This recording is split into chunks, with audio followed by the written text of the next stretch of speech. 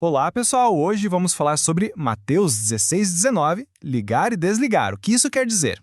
Mateus capítulo 16, versículo 19. E eu te darei as chaves do reino dos céus. E tudo que ligares na terra será ligado nos céus.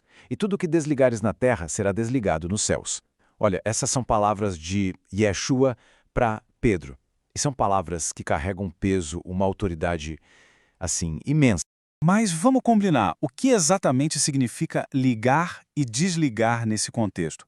Essa é, sem dúvida, uma das passagens mais discutidas e, muitas vezes, até mal interpretadas.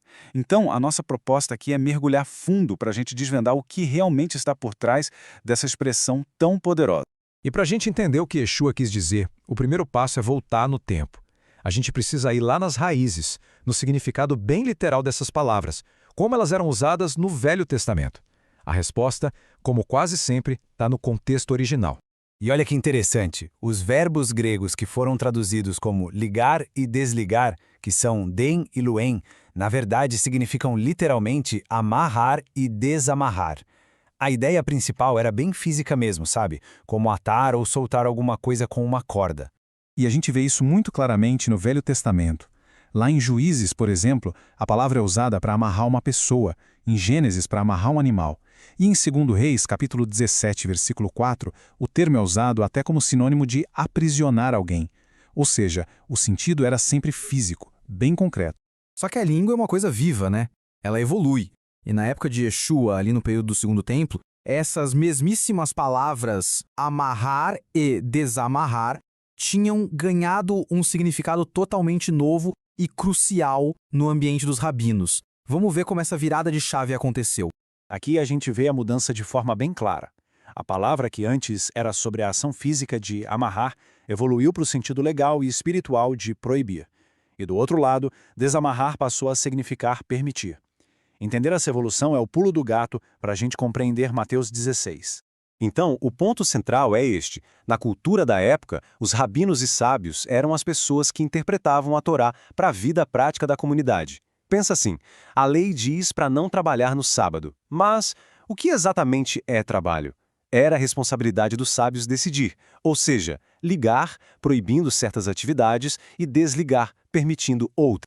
Bom, com esse contexto todo em mente, as palavras de Yeshua ganham uma clareza incrível. Quando ele dá a Pedro as chaves do reino, ele está, na verdade, concedendo autoridade para tomar exatamente esse tipo de decisão, de interpretar a lei para a nova comunidade do movimento messiânico judaico. Isso quer dizer que as decisões que Pedro e os outros líderes tomassem sobre como a comunidade deveria viver teriam um respaldo divino.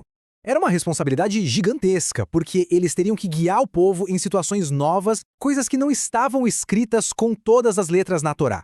Tá, mas como é que essa autoridade toda funcionou na prática? A gente tem um exemplo perfeito disso no livro de Atos, capítulo 15. Foi uma crise séria que ameaçou dividir o movimento logo no comecinho. Esse evento ficou conhecido como o Concílio de Jerusalém.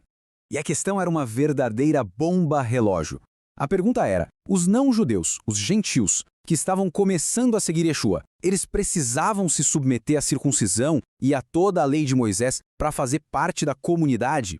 O futuro de todo o movimento dependia dessa resposta. Atos capítulo 15, versículo 5.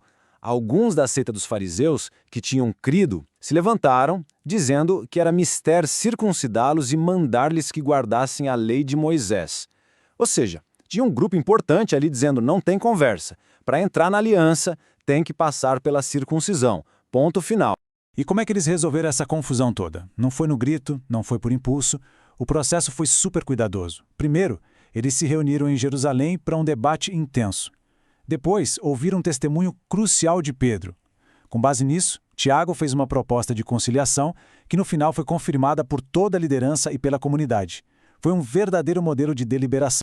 E a decisão que eles tomaram é a aplicação direta, na prática, da autoridade de ligar e desligar. Vamos dar uma olhada no veredito final e ver como ele não só resolveu a crise, mas moldou todo o futuro da comunidade. A decisão foi brilhante, um exemplo perfeito da autoridade em ação.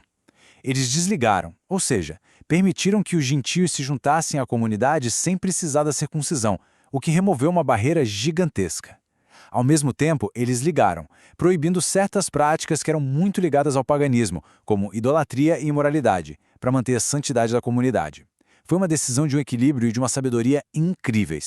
Então, para a gente amarrar as pontas aqui, ligar e desligar é a autoridade de proibir e permitir, baseada na interpretação da lei. Yeshua deu essa autoridade a Pedro e aos outros líderes. O Concílio de Jerusalém foi a prova de fogo dessa autoridade, e a decisão que eles tomaram abriu as portas para o mundo, definindo o rumo do movimento messiânico judaico para sempre. E isso tudo nos deixa com uma reflexão bem importante, né? Como é que essa capacidade de interpretar e aplicar os mandamentos a situações completamente novas continuou a moldar a comunidade ao longo de todos esses séculos? É uma pergunta que ajuda a gente a entender essa dinâmica entre tradição e revelação. Se você gostou deste estudo, inscreva-se no canal para acompanhar os próximos episódios.